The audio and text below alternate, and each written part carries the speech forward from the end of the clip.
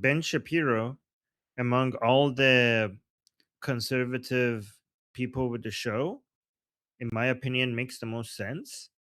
But he's becoming less and less popular. I think it's because he's a Jew. I think that tells a lot, and I think a lot of people on the right are also getting don't want to defend Israel anymore, and they're also becoming isolationists and protectionists and isolationists.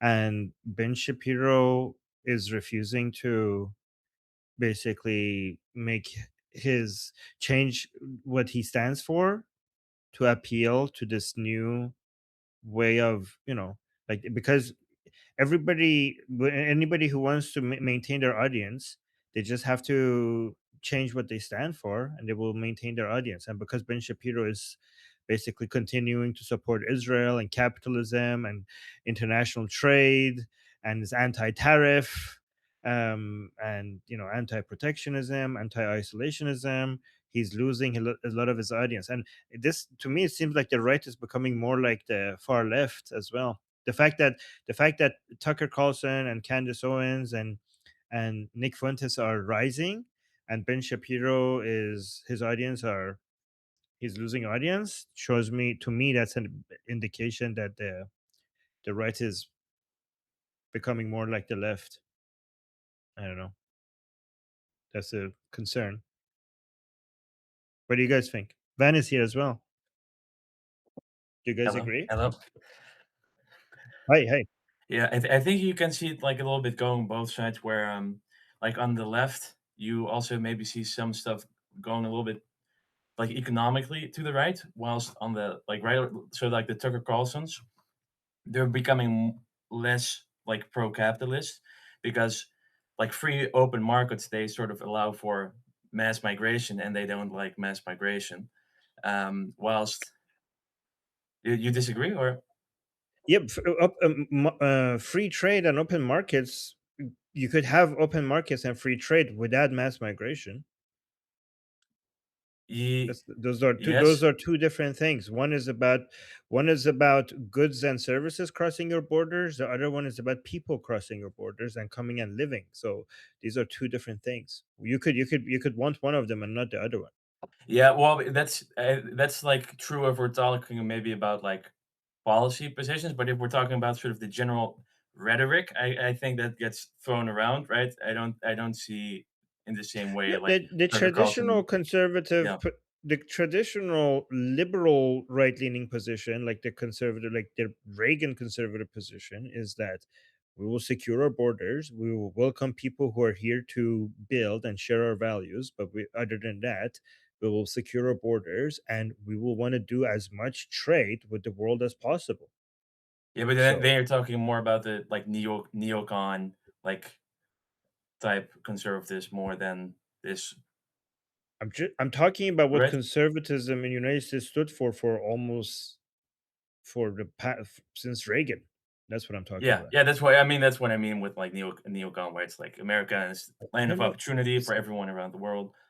Or is it not? Is it a misinterpretation on my part of what neocon means? Or Yeah, when you say neocon, I think more about foreign policy rather than internal policy.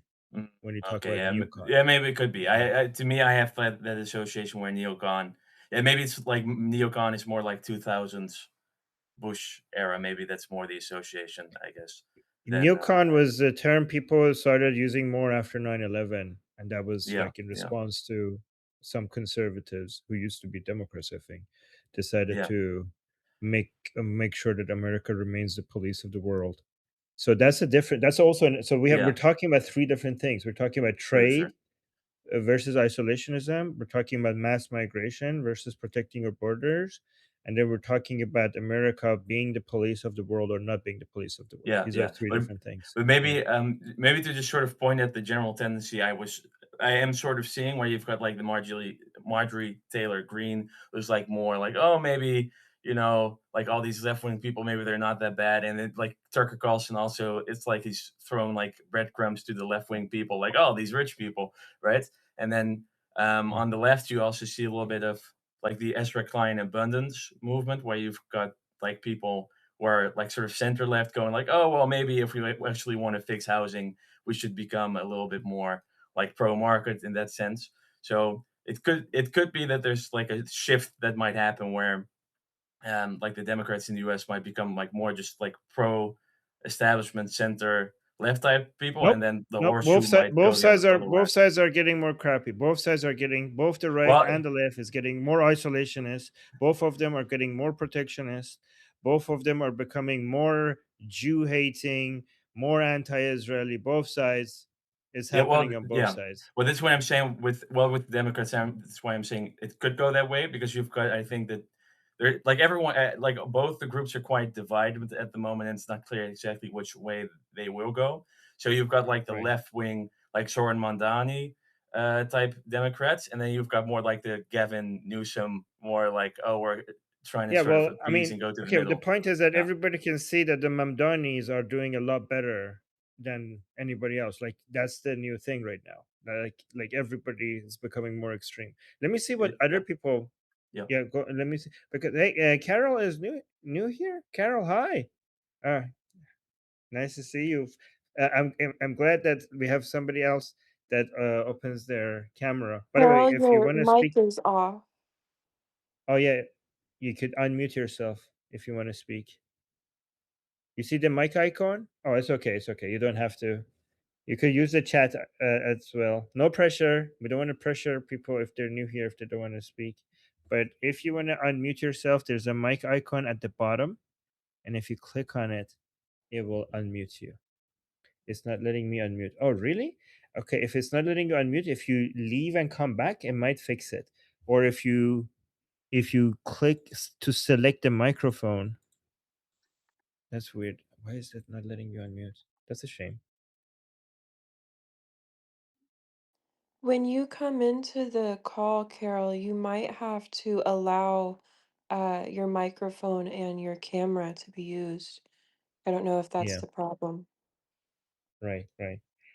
So, Savannah, what do you think? Like, do you consider yourself right leaning, left leaning, none of those? And Okay, that's a good question. I I think that I have like a democratic heart, but my mindset is pretty conservative. However, Mhm. um, when you recently, I feel like, like you kind of said, both sides are becoming more isolated, both sides are becoming more extreme. And so my views haven't changed, right? But the views of both parties have kind of changed. So Mm, at this point, I think, I'm very centered, pretty much. And center. I think as far as excuse me, I think as far as like hatred towards certain groups of people, particularly right now, Jewish people, to some degree I think it's a trend. And I think it might get worse, but I think we've said in these calls several times that the pendulum will swing. And Mm. so eventually I think it will die down. At least I hope so. I mean, the problem, I mean, usually that's true about most things, but Jew hatred is such a deep rooted, ancient, long lasting, persistent hate that has been with us for, I don't know, 2,000 years. And I think that every time that we don't see it, it's not because it went away, it's because it just went underground. But um, this, I don't think Jew hatred is a trend. I just think that sometimes it has always been there. Sometimes it's more daring. Sometimes it has to hide for a period of time. But before October 7th, I used to say on my shows that there's so much Jew hatred right now in the world, and at some point it's going to come to surface.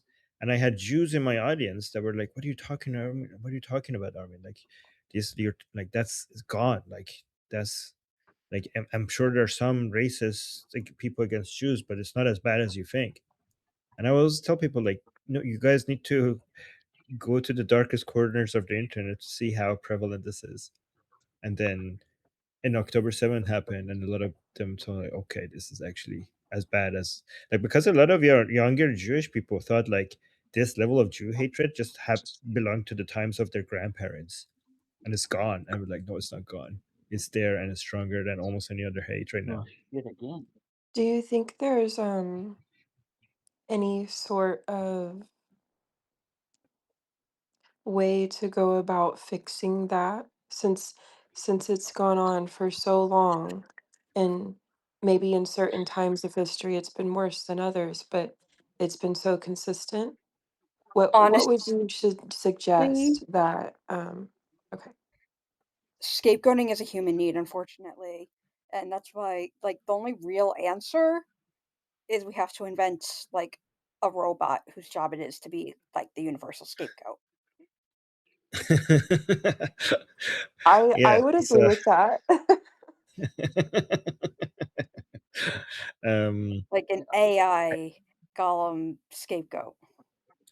but the problem is that it doesn't whatever we create doesn't have history, because you need to be a effective scapegoat, you need to demonstrate that this has been the source of the problem for thousands of years, We could and that's what you invent need to one. demonstrate.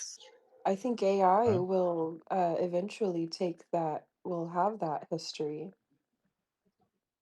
Yeah, well, it will take 2,000 years then. No, the